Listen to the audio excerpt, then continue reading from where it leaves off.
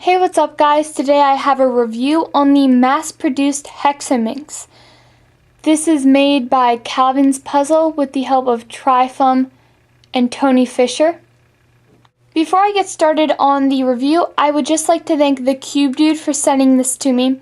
It means a lot and I really enjoyed this puzzle, so thank you so much for sending it to me. Without you, I wouldn't be able to do this review. First things first, looking at the stickers on this puzzle. Mine are actually in pretty decent condition, with not many chips or tears or anything like that.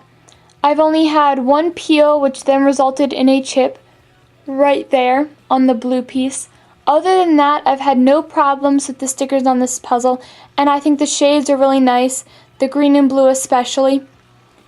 And the black and yellow across from each other adds quite a bit of contrast, which I really like. The turning on this puzzle is extremely smooth. I have in fact lubed it. I did not take it completely apart and lube the screws and springs. However, I did pop out one of these edge pieces and squirt some lube in there. However, I have not felt a difference after adding the lube in, and the only reason why I added it is to see if it would actually end up helping it, but it really did nothing because the turning on this puzzle was so great before. It's extremely smooth. I only get lockups or catches of the inner pieces when I'm doing a solve occasionally. It happens maybe once or twice during every solve, but it's really not that big of a deal, and I think it's partially because my layers may not be perfectly aligned. It turns very similar to a Hexaminx, except for the fact that it is square, so instead of turning a face like this on a Hexaminx, it turns like this. And when you turn it like this, you can see that we have the centerpiece right here, and we still have the 12 centerpieces, 1, 2, 3, 4, 5, 6, 7, 8, 9, 10, 11, 12. So you don't lose any of the centerpieces, and it turns around every single one of those centerpieces. Now this is pretty much a Hexaminx, but it may be hard to tell which of these pieces are edges and which are corners. I know that I struggled with that, especially during my first solve, because I wasn't sure which were edges and which were corners. So taking this apart, we'll be able to look at each individually. I think part of the reason why I was confused on which pieces were edges and which were corner is because of these pieces right here. This is a corner piece, yet it only has 2 colors. I'm used to corner pieces similar to this one right here, which have 3 colors. And similar to that, this here is an edge piece, but it only has 1 color, and I'm used to edge pieces similar to this one that have 2 colors. So that kind of threw my perspective off, and I wasn't quite sure which were edges and which were corners. The 5 pieces that I have in the puzzle right now are the 5 edge pieces on the puzzle, and the 5 pieces that I just added in are the corners. Now, as far as turning and making moves on this puzzle goes, there's specific ways. Obviously, you can't turn it like this. You can only turn it like this and like this. Now, to make actual moves on this puzzle,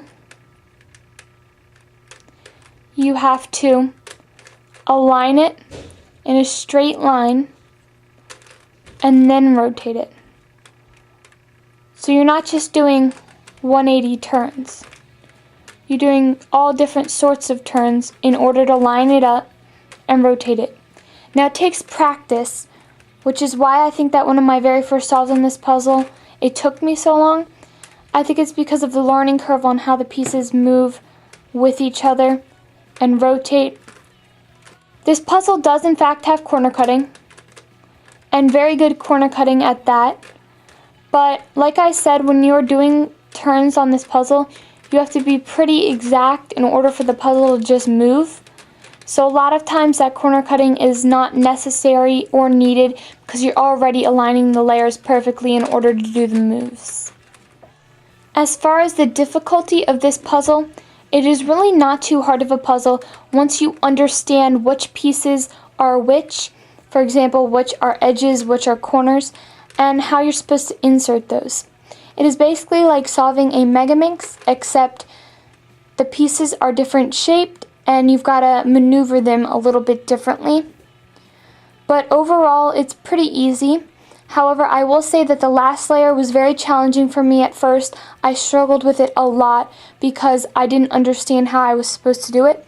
But now I think it's probably the easiest part of solving this puzzle. And if you would like me to make a tutorial or something like that, or a walkthrough on this puzzle, just let me know in the comment section, and I will more than likely do that. Okay, so this is what the puzzle looks like scrambled.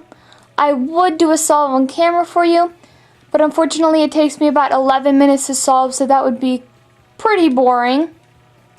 But that pretty much concludes my review on this puzzle. Overall, I highly recommend it.